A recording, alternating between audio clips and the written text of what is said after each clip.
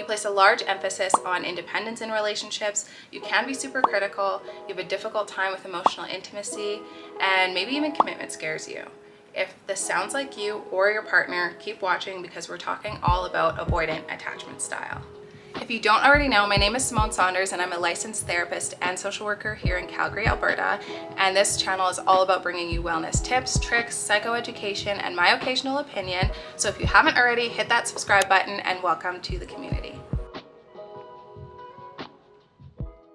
We've been talking about attachment styles for the last few videos, so if you aren't caught up, I recommend going back to my videos and watching the Attachment 101 video to understand exactly what we're talking about and build that foundation first. The avoidant attachment style typically gets a bad rap, but it's important to talk about where this all starts to begin with. Children who grow up with an avoidant attachment style typically have grown up in environments where their needs were not met very often at all, and they were left to their own devices to meet their own needs, whether that be physical needs, emotional needs, psychological needs, or developmental needs. And so that independence, which is a hallmark of the avoidant attachment style, is something that developed as a survival trait in childhood. So those who have an avoidant attachment style have learned that other people can't meet my needs. I can't rely on other people. And in order to get my needs met, I have to do it myself. So a sense of mistrust is developed in the child who has an avoidant attachment style because the people who were so close and intimate to them, their caregiver or caregivers, were not able to securely form that bond and that trust that they will meet my needs consistently. So subsequently, the internal messaging is, if my caregivers couldn't even meet my needs, then how can somebody else meet my needs? It's important to remember at the root of it all, each person, every single attachment style wants love and connection, but there's certain fears that go along with it. So with an avoidant attachment style, their fear is that their needs won't get met at all. And so it's safer to keep people at a distance and meet those needs yourself rather than relying on someone and potentially being let down.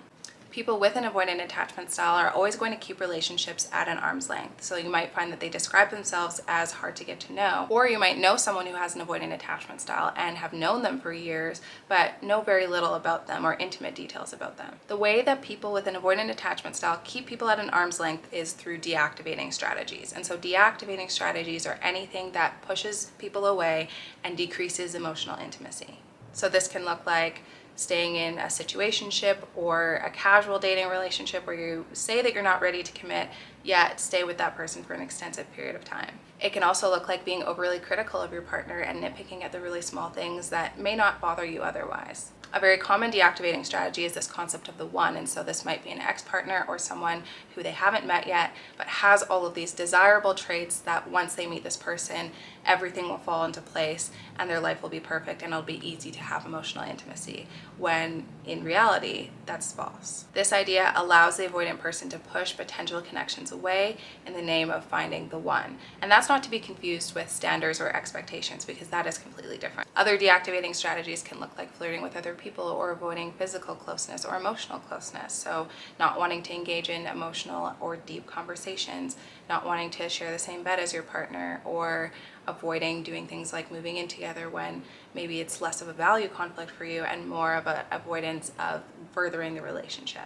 One of the largest parts of an avoidant attachment style is the sense of hyperindependence, which often gets mistaken for independence. So when I talk about hyperindependence, what I mean is the desire to need nobody, to do everything solely on your own, only self-reliance.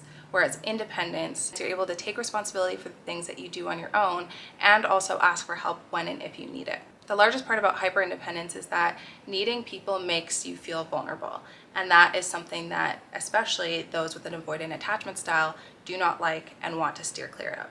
Vulnerability opens you up to the potential to be hurt, which is not a risk that avoidants typically want to take.